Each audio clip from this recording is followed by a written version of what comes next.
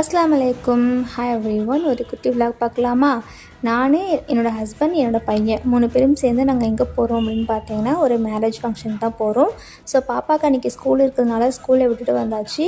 அதுக்கப்புறம் தான் நாங்கள் கிளம்புனோம். நேராக நான் ஆக்கூர் போயிட்டு என் தம்பியோட ஒய்ஃபையும் அவளோட தங்கச்சியும் பிக்கப் பண்ணிக்கிட்டோம். ஏன்னா இவங்க 2 பேரையும் காரில் கூப்பிட்டு போகலாம் அப்படின்னு சொல்லி பிளான் பண்ணியிருந்தோம். ஸோ எங்கள் அம்மாவும் அவங்களோட அம்மா எல்லாருமே சேர்ந்து பஸ்ஸில் முன்னாடியே போயிட்டாங்க. ஸோ அதுக்கப்புறம் தான் நான் பிள்ளையெல்லாம் ஸ்கூலுக்கு அனுப்பிட்டு தான் நான் கிளம்பி போனேன்.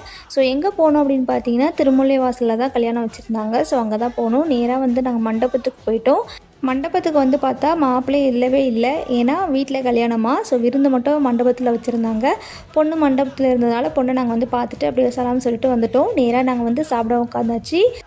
எல்லாம் கூட்டம் கொஞ்சம் கம்மியாக இருந்ததுனால நாங்கள் தான் ஃபஸ்ட்டு பந்தியிலே போய் உட்காந்தாச்சு.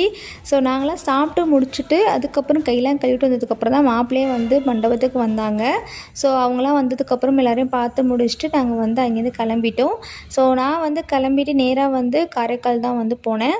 காரைக்காலில் கொஞ்சம் ஒரு பர்ச்சேசிங் இருந்தது. அதை முடிக்கிறதுக்காக போனேன்.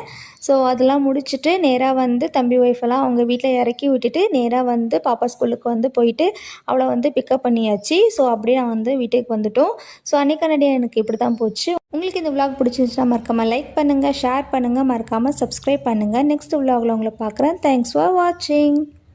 அஸ்ஸலாமு அலைக்கும். Hi everyone. ஒரு குட்டி விலாக் பார்க்கலாமா? நான், என்னோடய ஹஸ்பண்ட், என்னோடய பையன் 3 பேரும் சேர்ந்து நாங்கள் எங்கே போகிறோம் அப்படின்னு பார்த்தீங்கன்னா, ஒரு மேரேஜ் ஃபங்க்ஷன் தான் போகிறோம். ஸோ பாப்பாவுக்கு அன்றைக்கி ஸ்கூல் இருக்கிறதுனால ஸ்கூலில் விட்டுட்டு வந்தாச்சு. அதுக்கப்புறம் தான் நாங்கள் கிளம்புனோம். நேராக நான் ஆக்கூர் போயிட்டு என் தம்பியோட ஒய்ஃபையும் அவளோட தங்கச்சியும் பிக்கப் பண்ணிக்கிட்டோம்.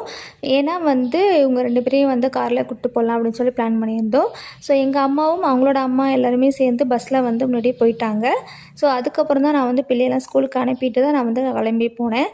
ஸோ எங்கே போனோம் அப்படின்னு பார்த்தீங்கன்னா, திருமுல்லை வாசலில் தான் கல்யாணம் வச்சுருந்தாங்க. ஸோ அங்கே தான் போனோம். நேராக நாங்கள் மண்டபத்துக்கு போயிட்டோம். மண்டபத்துக்கு பார்த்தா மாப்பிள்ளை இல்லவே இல்லை. ஏன்னா வீட்டில் கல்யாணமா. ஸோ விருந்து மட்டும் மண்டபத்தில் வச்சுருந்தாங்க. பொண்ணு மண்டபத்தில் இருந்ததால் பொண்ணை நாங்கள் பார்த்துட்டு அப்படியே சலாம் சொல்லிட்டு வந்துட்டோம். நேராக நாங்கள் சாப்பிட உட்காந்தாச்சு. எல்லாம் கூட்டம் கொஞ்சம் கம்மியாக இருந்ததுனால நாங்கள் தான் ஃபஸ்ட்டு பந்தியிலே போய் உட்காந்தாச்சு. ஸோ நாங்களாம் சாப்பிட்டு முடிச்சுட்டு அதுக்கப்புறம் கையெல்லாம் கழுவிட்டு வந்ததுக்கப்புறம் தான் மாப்பிள்ளையே மண்டபத்துக்கு வந்தாங்க. ஸோ அவங்களாம் வந்ததுக்கப்புறம் எல்லோரையும் பார்த்து முடிச்சுட்டு நாங்கள் அங்கேருந்து கிளம்பிட்டோம்.